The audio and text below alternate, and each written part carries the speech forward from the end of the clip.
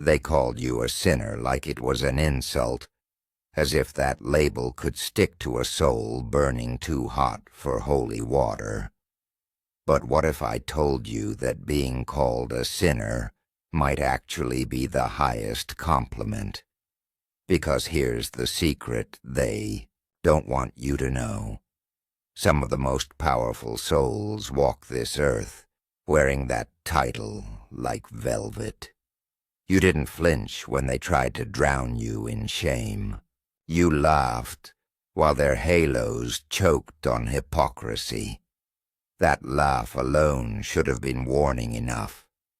You were never going to play by their rules. See, the truly dangerous ones don't fight back with anger. They respond with fire, smoke, and style. There's something terrifying about someone who turns judgment into fuel.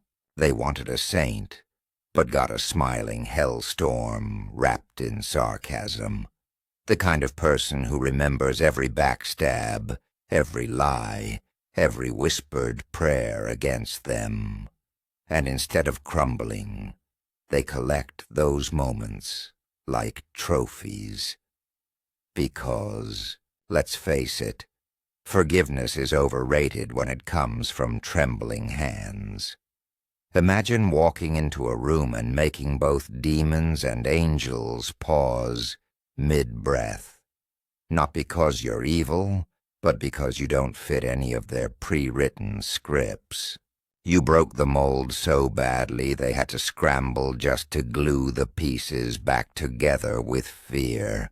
That's power, real power. And what about that smile? The one that makes everyone uneasy. It's not just a grin. It's a confession of every scar earned in silence, every betrayal digested with grace. They call it wicked, but it's really just the look of someone who survived everything they prayed would kill them.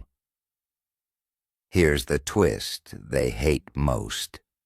Surviving doesn't have to look bitter or broken. Sometimes it looks elegant, stylish, even seductive. Sometimes it walks out of the fire laughing, not because it enjoyed the burn, but because it learned to waltz with flames. They keep looking for your shame, but it burned up long ago. What's left isn't guilt, it's truth. A history stitched with sarcasm, sealed with grace, and sharpened by experience. Because let's be honest, prayers don't save people. Their own damn hands do. So let them clutch their pearls and holy books. Let them whisper your name like it's a curse. Every time they speak it, they remember that someone like you, a sinner crowned in flames, still walked in and made heaven blink. First in judgment, now in awe.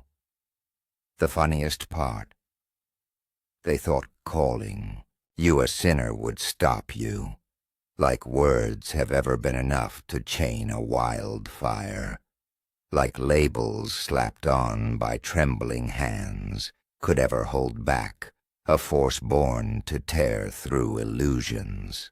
You didn't just accept the title, you tattooed it on your chest and wore it like royalty. Because here's the real blasphemy. Sometimes the devil wears a crown, walks like royalty, and smiles like Judgment Day came early. And that smile, it's not just pretty teeth. It's a warning label, a holy playlist of survival that dares others to live authentically too. Let them preach their purity. Let them chant their fears. You keep smiling that dangerous divine grin because you weren't meant to be saved. You were always the salvation for the misfits, the misunderstood, the monsters learning to turn pain into poetry. And when the smoke clears and the dust settles, they'll finally understand the truth. You weren't their sinner. You were their reckoning, wearing it with a smile so loud hell itself paused to stare.